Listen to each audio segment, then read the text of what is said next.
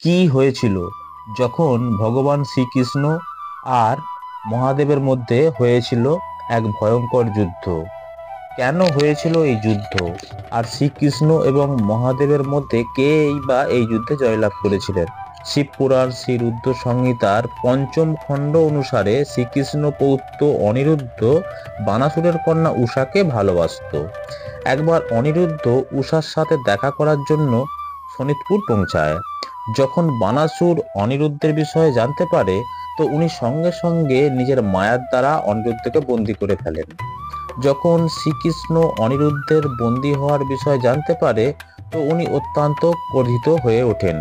আর শ্রীকৃষ্ণ আর বলরাম নিজেদের 12 অক্ষৌহিণী সেনাদের সাথে শোনিতপুর পৌঁছায়। কিন্তু এতেও বানাসুর একটুও ভয় পায়নি, কেননা পূর্বকালে বানাসুর মহাদেবের থেকে সহস্র বাহুর বরদান পেয়েছিলেন, আর সাথে মহাদেব বানাসুরকে অভয়দানও করেছিলেন। এই জন্য শ্রীকৃষ্ণ আর বলরামের সাথে যুদ্ধ করতে বানাসুরের সঙ্গে স্বয়ং দেবাদিদেব মহাদেবও উপস্থিত হন, আর ওনার সাথে ওনার সকল গণেরাও উপস্থিত হয়। যার কারণে দুই পক্ষের যোদ্ধারাই লিপ্ত হয় এক ভয়ঙ্কর যুদ্ধে। এজন্য শ্রীকৃষ্ণ নিজে সারঙ্গ ধনক পুথির দ্বারা তিক্ত বাণের সন্ধান করেন, আর সেই সকল বাণ শিবগণের উপর চালিয়ে দেন।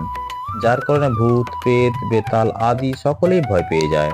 তখন মহাদেবও এক এক করে শ্রীকৃষ্ণের উপর বিভিন্ন প্রকার অস্ত্রশস্ত্রের প্রয়োগ করতে থাকেন, কিন্তু তাতেও শ্রীকৃষ্ণ সে সকল অস্ত্রকে বিনষ্ট করে দেয়। এই যুদ্ধে দুইজনের মধ্যে কেউই হার মানছিল না।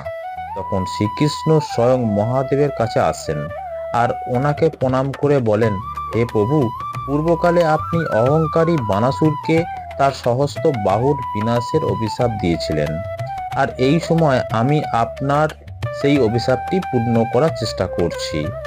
তখন মহাদেব বলেন যে, হে বাসুদেব, আপনি তো জানেন যে আমি সর্বদাই আমার ভক্তদের বশে থাকি, আর এই সময় আমি আমার ভক্ত বানাসুরকে রক্ষা করার জন্যই আপনার সাথে যুদ্ধ করতে উদ্যত হয়েছি।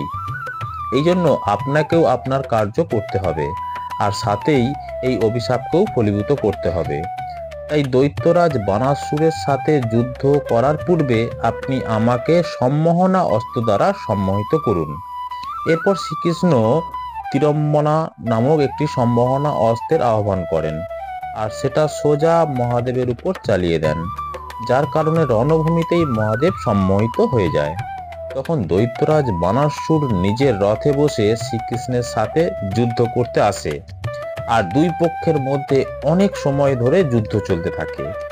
বানাসুর নিজেও সহস্র বাহুর দ্বারা বিভিন্ন প্রকার অস্ত্র যাদব সেনাদের উপরে চালিয়ে দেয়, যার কারণে সম্পূর্ণ যাদব সেনা জ্ঞান হারিয়ে ফেলেন।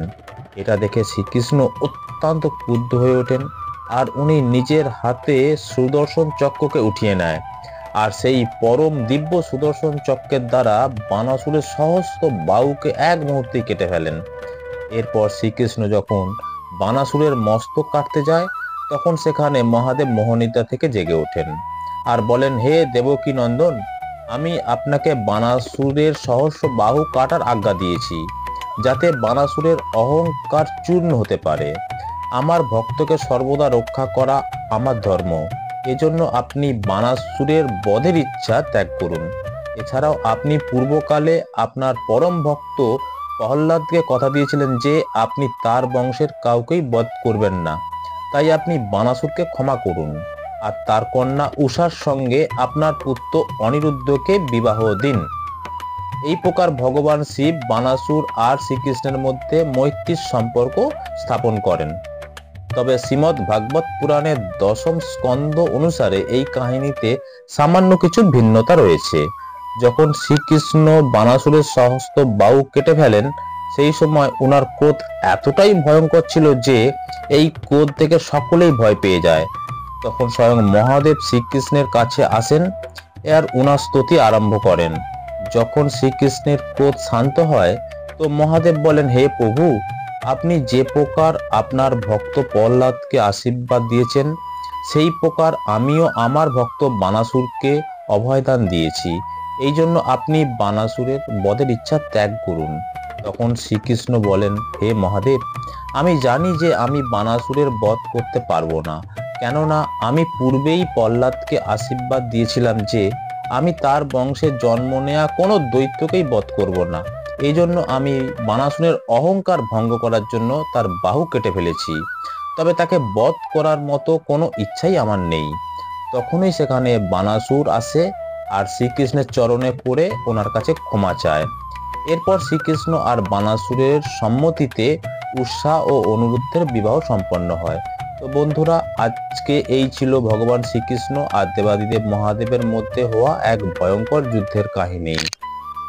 বন্ধুরা, ভিডিওটি দেখে ভালো লাগলে লাইক, শেয়ার ও কমেন্ট করুন আর ভালোবেসে বলুন জয় শ্রীকৃষ্ণ।